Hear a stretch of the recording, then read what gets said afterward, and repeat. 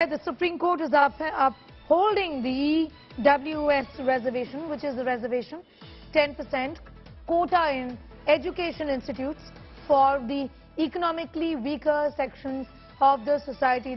Hello everyone, recently supreme court ने एक बहुत ही इम्पोर्टेंट वर्डिक्ट दिया है जहां उन्होंने अपहेल्ड किया है 10% reservation for economically weaker section of the society.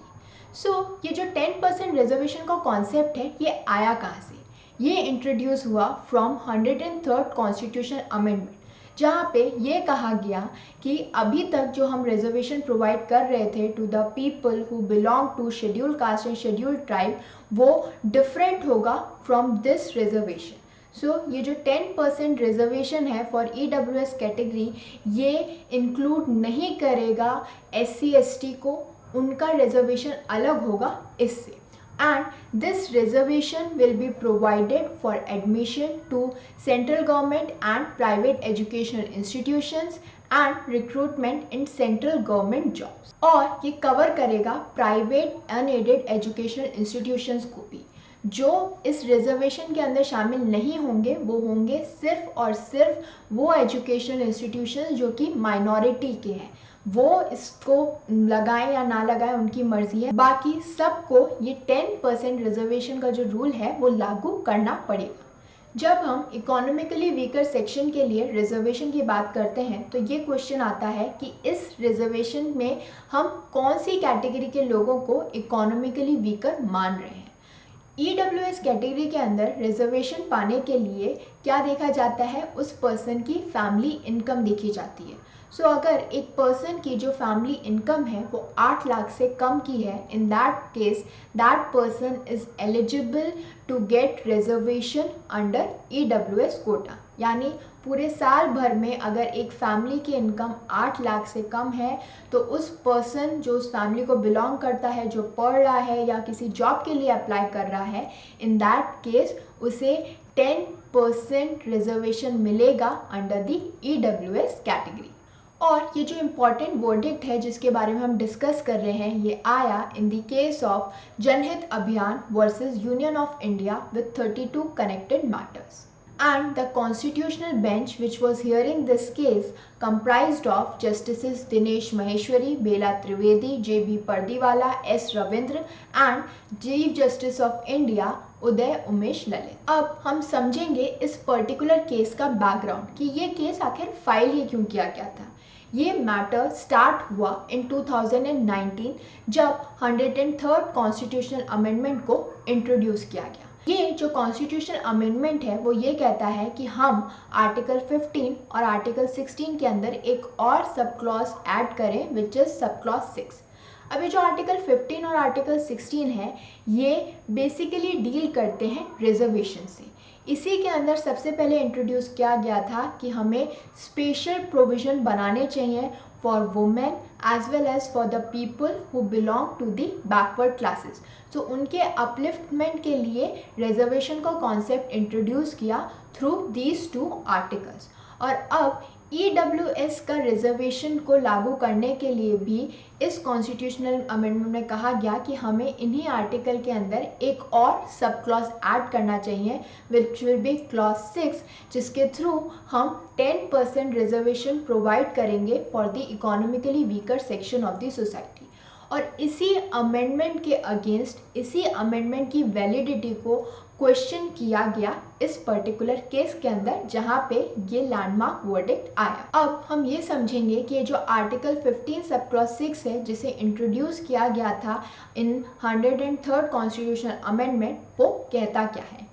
It states that ये जो नया आर्टिकल है 15 सब क्लॉज 6 वो पावर देता है स्टेट को कि वो बना सके special provisions for advancement of any economically weaker section of citizens including reservation and educational institution.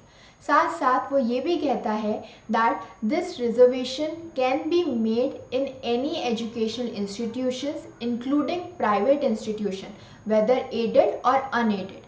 लेकिन एक एक्सेप्शन जो इसके अंदर रखा गया वो था एजुकेशनल इंस्टीट्यूशंस जो कि माइनॉरिटी रन करते हैं। तो माइनॉरिटी एजुकेशनल जो इंस्टीट्यूशंस हैं which are covered under article 30 sub clause 1 वो इंक्लूडेड नहीं होंगे, अदरवाइज सबको ये 10% reservation for economically weaker section जो है वो इंट्रोड्यूस करना पड़ेगा। और ये प्रोविजन ये भी कहता है that this 10% reservation is the upper limit, यानी it is in addition to the existing reservation. जो अभी रिजर्वेशन एप्लीकेबल है वो तो है ही, उसके अलावा ये एक एड ऑन है in the existing reservation. So after the amendment was notified by the President, a batch of petitions were filed in the Supreme Court challenging the constitutional validity of economic reservation।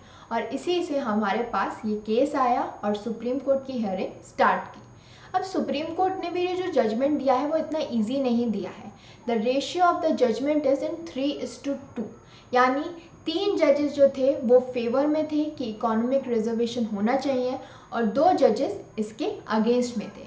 अब हम समझते हैं कि कौन से जजेस इसके फेवर में थे और कौन से इसके अगेंस्ट में।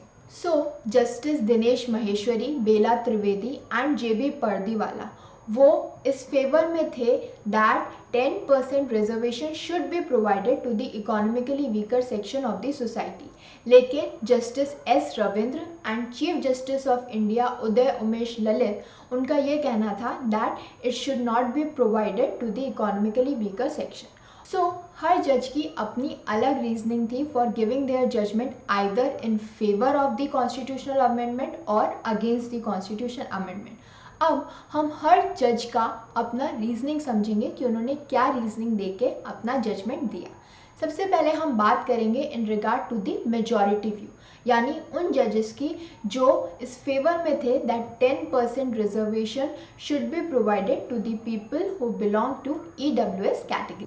सबसे पहले जस्टिस दिनेश महेश्वरी की बात करते हैं। जस्टिस दिनेश महेश्वरी ने कहा कि there are 3 main issues in this particular petition.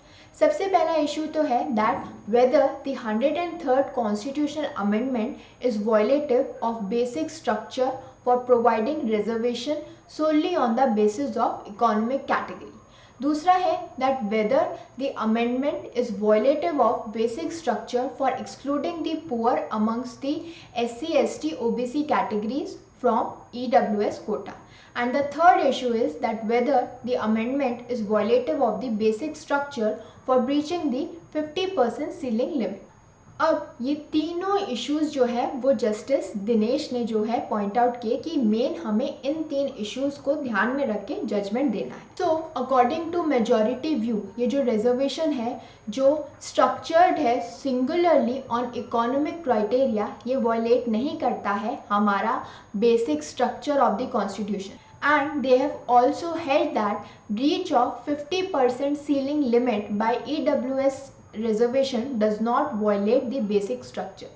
अगर हम हमारे संविधान की बात करें तो उसके अकॉर्डिंग जो रिजर्वेशन प्रोवाइडेड है it should not B beyond 50%। लेकिन अब नए नए रिजर्वेशन की वजह से ये जो लिमिट है, ये जो सीलिंग लिमिट है वो बार बार क्रॉस हो रही है और हर बार ये क्वेश्चन उठता है that whether it is violative of our Indian constitution. लेकिन अगेन जजेस ने ये कहा कि ये जो ब्रीच हो रही है ceiling limit it does not violate the basic structure of the constitution और हम ये रिजर्वेशन प्रोवाइड कर सकते हैं। जस्टिस त्रिवेदी ने अपने जजमेंट में कहा that state has come out with amendment for advancement of EWS category, कि ये जो अमेंडमेंट है इससे वो लोग जो इकोनॉमिकली वीकर सेक्शन से हैं, जो आगे नहीं पढ़ पाते या आगे उनका डेवलपमेंट नहीं हो पाता बिकॉज ऑफ इकोनॉमिक रीज़न, उनके डेवलपमेंट में, उनके एडवांसमेंट में ये हेल्प करेगा। Then Justice Trivedi and Pardiwala also made the observations in the judgment in regard to the need to have a time span for reservation। अब हम बात करेंगे डिसेंटिंग व्यू की, यानी वो जजेस जो इस रिजर्वेशन के फेवर में नहीं थे। वो सिर्फ 2 ही जजेस थे, एक है जस्टिस S रविंद्र और दूसरे हैं chief justice of India UU Lalit. So इन दोनों का ही ये कहना था कि reservation just on the basis of economic criteria violate नहीं करता है हमारे बेसिक स्ट्रक्चर को, लेकिन इस क्राइटेरिया के अंदर जो हम एक्सक्लूड कर रहे हैं उन लोगों को जो SC ST OBC कैटेगरी को बिलोंग करते हैं और पुअर भी हैं, उनको इसके अंदर शामिल नहीं करने से हम डिस्क्रिमिनेशन को बढ़ा रहे हैं। क्योंकि ये रीजनिंग दी जा रही है कि उन लोगों को जो SC ST और OBC कैटेगरी को बिलोंग करते हैं उन्हें ऑलरेडी रिजर्वेशन मिल रहा है, उन्हें वो अपने बेनिफिट्स को एंजॉय कर रहे हैं, तो फिर हम क्यों उन्हें इस 10% रिजर्वेशन में डालें।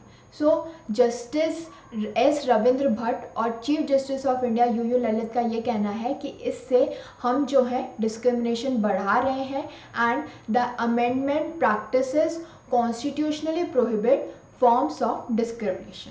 और उनका ये भी कहना था कि ये जो हम 50% की जो सीलिंग है इन रिगार्ड टू रिजर्वेशन जिसे हम ब्रीच कर रहे हैं, it would result in compartmentalisation. So I hope this information was helpful to all of you. Please do like, share and subscribe to my channel. Thank you.